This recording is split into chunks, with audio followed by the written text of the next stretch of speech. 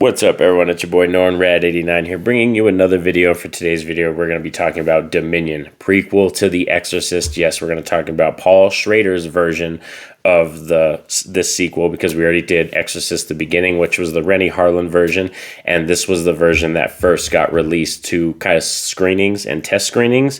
And because of what kind of happened and what was said about this film, they reshot it and redid it and released a different film. But then because of the bomb and what happened with that previous film, Exorcist the Beginning, the production company decided to finish off this movie too, Dominion, and actually release this one in theaters too. So yeah, it's a wild story. It's a really weird story with these two Exorcist films, but we're going to talk about, like I said, Dominion, a prequel to The Exorcist, and man, I'm just going to preface this right now.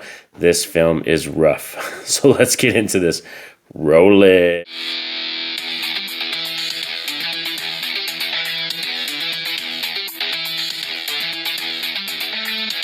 So Dominion follows Father Mann again, who's kind of haunted by visions from his past of working in World War II and what the Nazis kind of made him do, and this traumatic event and everything. He starts becoming an archaeologist, and he ends up digging up a church with Father Francis in Kenya.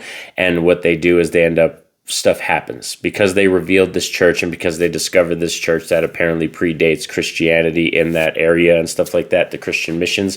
It actually stuff starts to happen around, and there's actually a character named Cheche, which is a boy who's kind of in a bed, and he has problems with mentally and stuff in his body, and he can't use parts of his body, and slowly his body starts to improve and actually get better. So yeah, this film, like I said, very similar skeleton wise. It's very similar. It takes place in Kenya. We still have Father Mann and his traumatic event and stuff, but in terms of kind of what is different, really different from this film, and like it kind of just leads right into negatives, like let's kind of get those out of the way, and then I'll sprinkle in some positives throughout this review.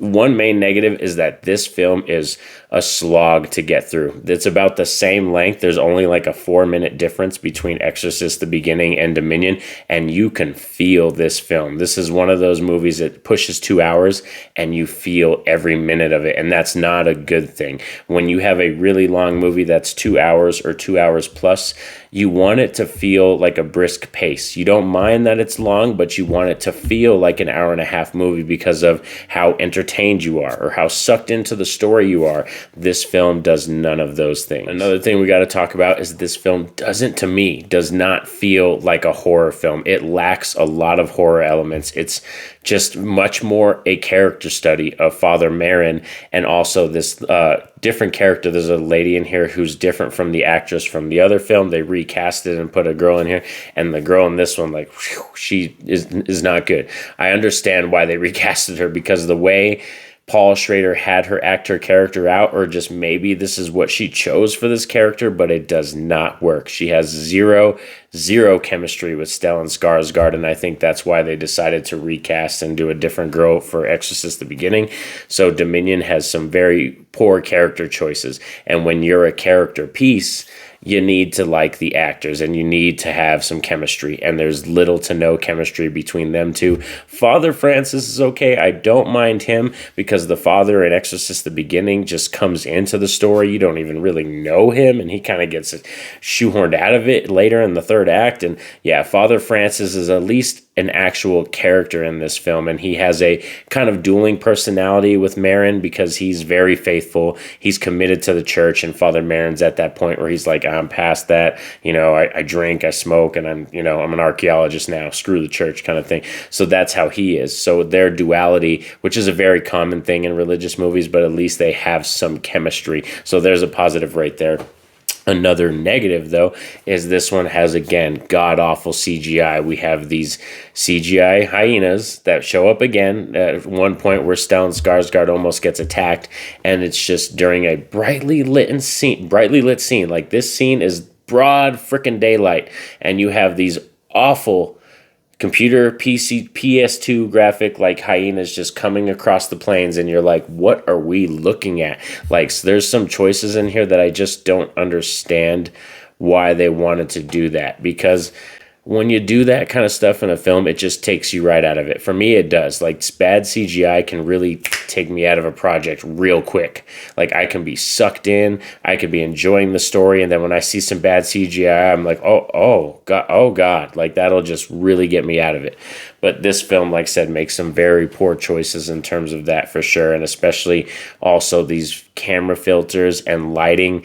I just think this film, they went too bright. Because when it comes to Exorcist the beginning and you compare them, they went with a more dreary tone, a more darker tone, something that fits the Exorcist.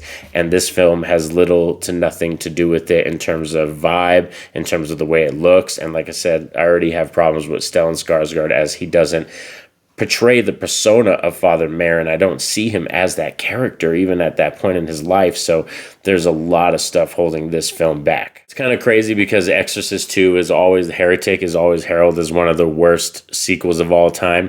But I think it's because people don't actually commit and go through the rest of the Exorcist franchise, because when you get to Dominion, man, this film, in terms of my value of entertainment, I'm like, damn, like, it actually took me a minute to watch this. And I told you guys I did a double feature where I did the beginning and Dominion right after each other, but I watched this one first, and it was such a slog to get through. It was such a pain.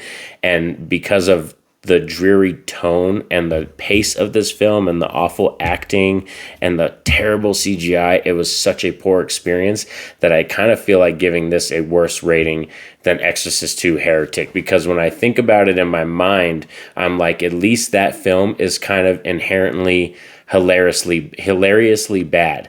There's moments in it that are actually kind of entertaining because, like I said, you laugh at it because of the choices. Whereas this film is kind of just straight up boring. So as you can tell from this review, I'm not very high on Dominion prequel to The Exorcist. Let's just talk about the Radd rating and get it right now. Is I kind of want to give this one, like I said, a lower rating, but I'm going to give it an equal rating as Exorcist 2 Heretic, a 3 out of 10. Like I said, it's right down there. This is very little positives to this film, and this is one of those movies that, like I said, after this review series and going through the Exorcist franchise again, I don't think I ever need to watch this film again. But we have Exorcist the Believer coming up next, which that one I haven't seen since the theaters. So that's going to be a fun watch because me and my wife went to go check that out in theaters when it first came out a couple years ago. And like I said, this one, I definitely want to see how my feelings are now that I kind of marinated and sat on it and watched the whole franchise again. And now we're, like I said, going to talk about Exorcist Believer. And I hope you guys are enjoying this Exorcist review series. We are almost done. Not quite there yet. Like I said, one more review, then the ranking video, and we will be complete. Please like the video. That definitely helps out the channel. Subscribe if you're new to the channel. Have that notification bell poked so you're notified anytime I drop a video. And like I said, these are just my thoughts on Dominion. Please share your thoughts down below on the Exorcist franchise and this film too. How do you feel about this one? Is this just total trash to you, mediocre, middle ground, or are you actually a positive person on this film? That's one thing I've yet to find. If there's anybody out there that actually really does enjoy this film, I don't mean to knock it for you. That's totally fine. I'm happy that you enjoy it. But if you do, hit me up in the comments and we can discuss. But also, you know what's up. Most importantly, have a safe and happy day. Peace out. Just kidding. All right, let's get this shit done.